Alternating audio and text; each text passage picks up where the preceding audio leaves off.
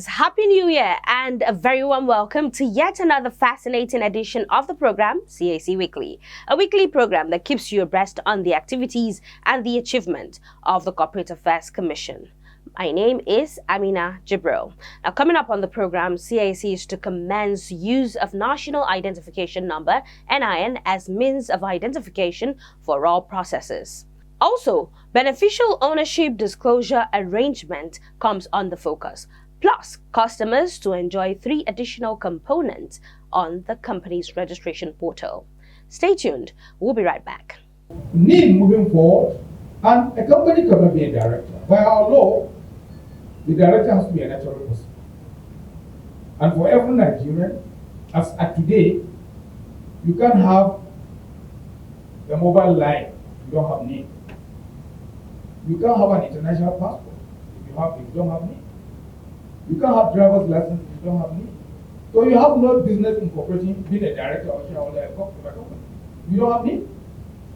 So you must have a NIN, and this will apply to Nigerians and foreigners resident in Nigeria. Because even foreigners resident in Nigeria are required to have NIN. So, but for foreigners resident outside Nigeria, we'll continue to rely on the presentation that professionals are making, or why they are incorporating the company directly. They provide these features, and we will take it in good faith, believing that what they have submitted is correct. If it turns out to be false, I have mentioned the provisions of the law that says if you make any false declaration or submit any false information, it attracts a 2-year jail term. I will take this matter very seriously and have test cases with some of us that are professionals and with some of the people that came to register directly. So people will take us seriously.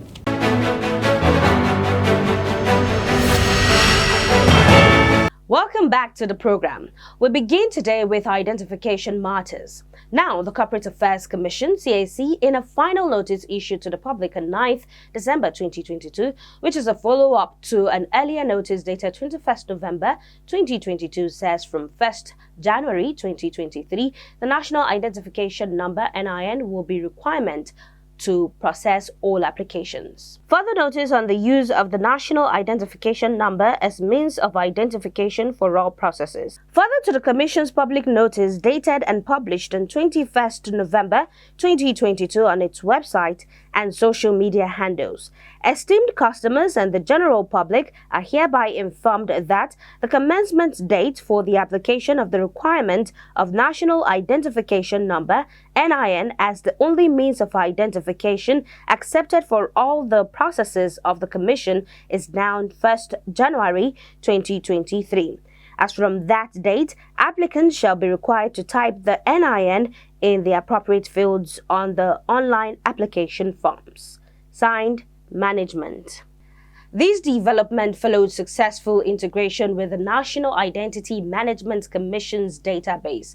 Now, Section 5 of the National Identity Management Commission, NIMC Act Number 23 of 2007 stipulates that the Commission shall create, manage, maintain and operate the National Identity Database established under Section 14 of this Act, including the harmonization and integration of existing identification databases in government agencies and integrating them into the National Identity Database. And for the benefit of our esteemed viewers, according to NIMC, the National Identification Number (NIN) is a set of numbers assigned to an individual upon successful enrollment. Now, enrollment consists of the recording of an individual's demographic data and capture of 10 fingerprints, head-to-shoulder, facial picture, and digital signature, which are all used to cross-check existing data in the National Identity Database to confirm there is no previous entry of the same data. The National Identification Number (NIN) consists of 11 non-intelligible numbers randomly chosen and assigned to an individual at the completion of enrollment into the National Identity Database (NIDB). Once a National Identification Number is assigned to an individual, it can never be reassigned, given, or used by another person. That makes it unique in nature. Now, the NIN is used to tie all records about an individual in the database and is also used to establish or verify his or her identity. All citizens and legal residents in Nigeria from age 0 which is at birth and above, are eligible to enroll for their NINs. Esteemed viewers may recall that the Registrar General and CEO of the Corporate Affairs Commission, CAC, Alhaji Garba Abubakar, had indicated that the Commission was making frantic efforts to ensuring integration with NIMSI to, amongst others, check fraudulent activities. We say kudos to the CAC and congratulations to Nigeria as we now move on to another plus for the Commission, which continues to digitize all its processes.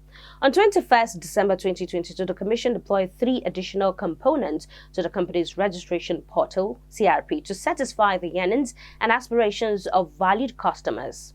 Deployment of additional components on the company registration portal, CRP, for filing of surrender, allotment, transfer, and transmission of shares. The Commission wishes to notify its esteemed customers and the general public that additional component has been deployed on the company registration portal, CRP, for the filing of the following notices. 1. Surrender of shares to company as a gift. 2. Allotment of shares. 3. Transfer of shares. And 4. Transmission of shares. The above is in addition to alteration of memorandum and articles of association of a company and amendment of Constitution of Incorporated Trustees, which components had since been deployed and active on the CRP. Signed, Management. In another development, the CAC says late compliance by existing companies with the requirements of issued share capital under the Companies and Allied Matters Act 2020 and the Companies Regulations 2021 shall attract daily default penalty. Late compliance by existing companies with the requirement of issued share capital under the Companies and Allied Matters Act 2020 and the Companies Regulations 2021. Further to the notice of the Commission dated 16th April 2021 on extension of the period for existing companies to comply with the requirements of issued share capital under the Companies and Allied Matters Act 2020 and the Companies Regulations 2021 to 31st December 2022. And in line with the last paragraph of the notice, customers and the general public are hereby reminded that any application filed in compliance with the requirement after the extended date being 31st December 2022 shall attract daily default penalty against the company and each officer of the company for every day during which the shares remained unissued after the extended date and in accordance with Regulations 13 subsection 2 of the company's regulations. Signed, Management.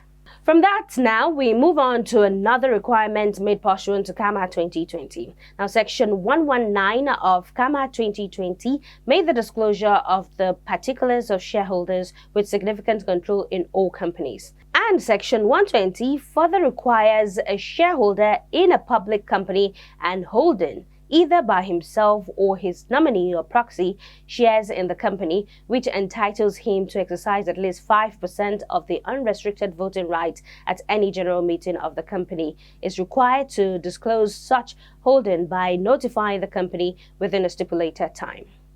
For more on this requirement, which is aimed at, amongst others, enhancing transparency, prevention of asset shielding, and combating money laundering and terrorism financing, please let us join Mr. Justin Nidia Birawal, the Director, Compliance CAC, in our interview segment. Enjoy watching.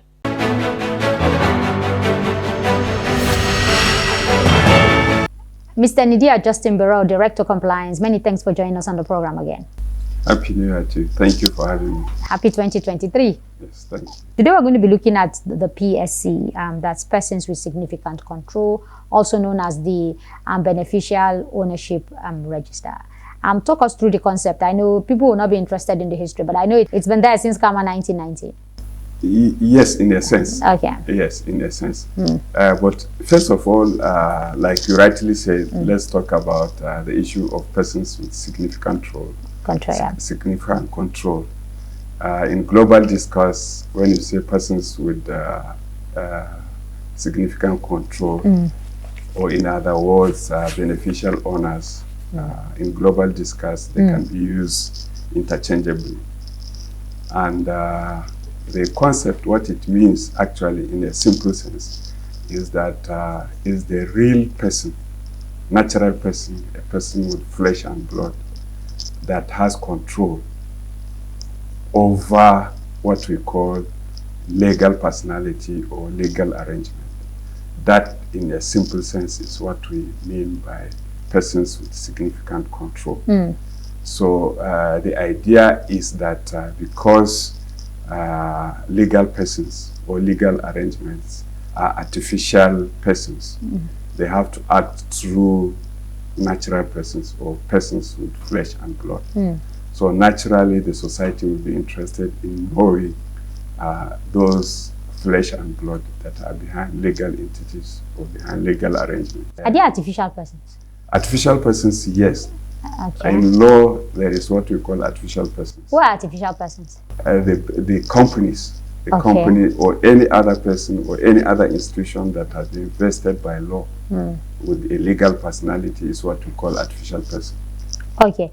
So help us understand the duties of companies as far as the disclosure of beneficial ownership is concerned. Well, like we said, when we tried to define the concept of persons with significant control, we did mention what is called legal persons and legal arrangement. So legal persons, the first idea that comes into mind is companies. So apart from companies, there is a recent introduction into a company or corporate law, a concept of what we call limited liability partnership, which is also similar to company. So these two are the examples that clearly come into mind. That's the LP and the LLP. The limited liability company and the limited liability partnership. Okay. Yeah. Not the limited partnership and the limited liability partnership. No, the limited liability partnership, but not the limited partnership. Okay. So the LLP and then the limited liability company. Yes. Okay. So they are typical examples of this. Yeah, they are the ones that are required by law to do what is called beneficial ownership disclosure. Why are the others not included?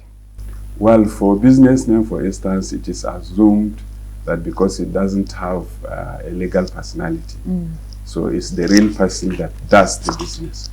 So in that case, and there is no issue of requirement for disclosure in that sense, because he just trading under a name. Okay. So you are dealing with a natural person from the conception. Okay. Yeah. What about the big companies? Well, the big companies are covered under limited liability companies because there are different types. Okay. Yes, we Okay. have public companies, we have unlimited companies, we have company limited by guarantee, and all those types of companies. Okay. Still talking about duties, to companies as far as disclosure is concerned. Can you spell them out, the duties of the company? Yes. Under Companies and Allied Matters Act 2020, Section 119 in particular, requires persons with significant control to make disclosures. The disclosures is at two levels. One, the natural person who has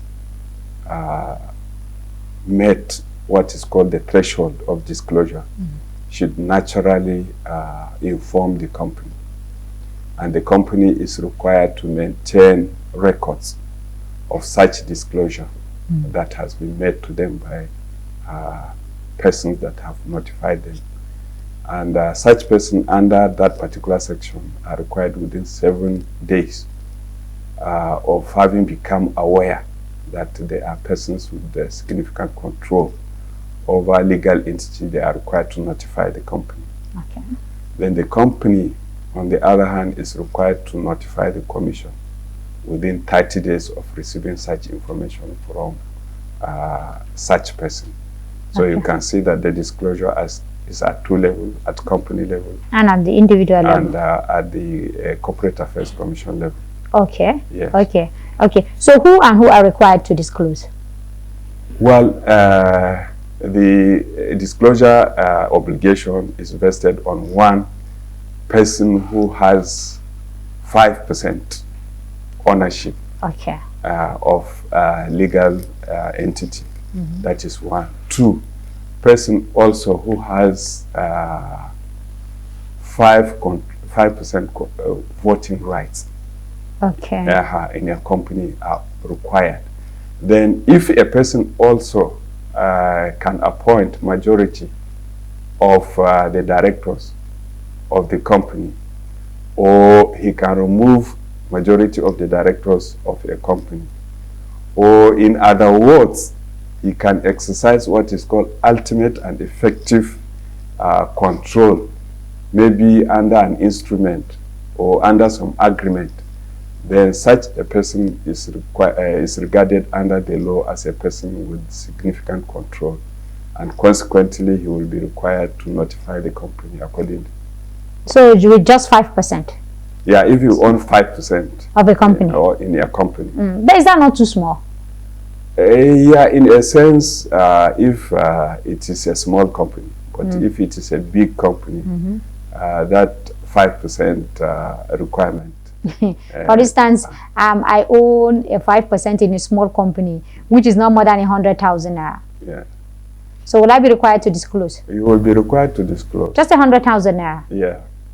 Okay. Yeah. So long as that comes within the 5% of the total issued shares of the company. All right. So let's go to the time frame. What is the time frame for the disclosure? Well, we said that for the person that has the 5%, has the 5% or more, is required to notify the company within 7 days. Within 7 days. Yes. Okay. All right. And then for the company itself, the company is required to notify the commission within 1 month of receiving notice from an individual. Okay. What is the consequence of failure to disclose? Yes. The obligation is like other obligations that are placed on companies. First of all, administratively, if you don't file that notice, your company will be classified as inactive. Then after being classified as inactive, other consequences may follow. Like also you are required to disclose within a specified time frame. If you don't do that within the specified time frame, there will naturally be financial penalties that will go with them after the statutory period has elapsed. Let us break down this penalty. You said there's a financial penalty. So how much will I be required if I belong to the category of those who did not disclose? Well, the penalty is imposed on the company. Okay. It is imposed on the officers. Oh, okay. So it's a whole long list of punishments. Yes, and what is interesting is that the penalties are cumulative because they run on a daily basis. Okay. Okay, because the implementation started in 2021. Yes. So since from 2021 till date, if I have not disclosed since 2021, it means my penalty is about 365 days times 2? Well, the penalty is, like we said, on the company, its officers and directors. And under the PSC regulation, the penalty is 1,000 naira on a daily basis. 1,000 naira? For each of the persons. Okay, the directors? The directors, the officers, and the company. 1,000 naira? Yes. Okay. But that penalty came into being as a result of PSC regulation, which was issued this year. Okay. Yes. So it means one won't be paying backlog? For those that would like to file after the commencement of the PSC regulation, they may not incur much penalties. Okay. Yes. Okay. But if it is left for an unduly long period of time, then of course the penalty is cumulative on each of the persons we have identified. Okay, because I know I also fall into that category, like many other people. Well, if you have a company, then you will be penalized, of course. Okay, but so my penalty will not read from 2021. It will, No, because it the will- obligations, I mean, the penalties are just coming up now. The penalty will start from the day the PSC regulation come into force. When did they come into force? I will just receive approval for you. Oh, for okay, this 2023. year, 2022, not 2023. You said we just received approval. That is 2022, not 2023. Okay, And it will start, the implementation will start from 2022. from the day it was approved. Yes. Okay, so the consequences start running from there. The penalty. Okay, start running. Okay, so I can easily calculate. Yes, but that is at one level.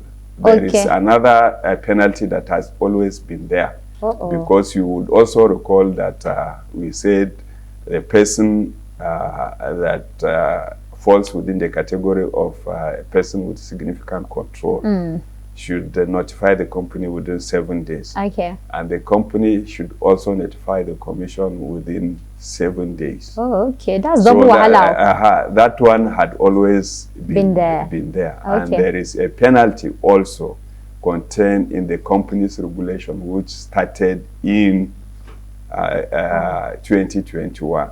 Ah, okay. Yes. Is there a kind of waiver? Well, we don't have authority to waive a penalty for Okay. now, because that will require a lot of bureaucratic this thing. Okay. Because if a penalty has to be approved, minister has to approve, and it has to be gazetted. Okay. So the process is a little bit. Okay, so and I'm tedious. sure you don't want to go into waiver now because you want to make money first. Not issue of money. We want to raise the obligation, Okay. raise the awareness that there is a need actually for Okay. people to file the beneficial disclosure requirement. Yes. Okay, for those people like me who have failed to, declare, what is the procedure like? Well, there is a form. Okay. There is a form and disclosure. Where do we get this form? We'll go to the website? The form is on the website. Okay. But what people should know actually is that the commission collects the beneficial ownership at 3 levels. Okay. Level 1 is when you register the company from the beginning. And when CAMA 2020 came into force, Okay. January 2021, we re-engineered our process to collect the PAC information from the inception. So all companies that were registered after January 1st, 2021 already have those information disclosed. Okay, but old companies like But ours. old companies are required to do so. First of all, if a person notifies them, like we have said, they are supposed to notify us. Then they are also, apart from that, required when they are filing their annual return to make full disclosure of persons with significant control. Okay. So for annual returns that have been filed after January 2021, those disclosure requirements must have been met. Okay. Yeah. Okay. Okay. So for those who have registered from 2021 to now, they have no issue. They don't have issue on persons with significant control. Okay. Because the information has been captured. Okay. Yeah. Let's still come back to the penalties. Since I'm here doing this program, there should be waiver for me now. For failures to disclose. Well, like we said, the issue of penalty is a whole lot of. No, I know, I understand. I understand. Maybe arranging in-house arrangement. But we have just started implementing the concept. Okay. Just maybe 2 years now running. Okay. So it will not be too tidy to start talking about issue of waiver. All right. Mr. Lydia Justin Barrow, thank you very much indeed for your time as always. Oh, thank you, Harvey. All right.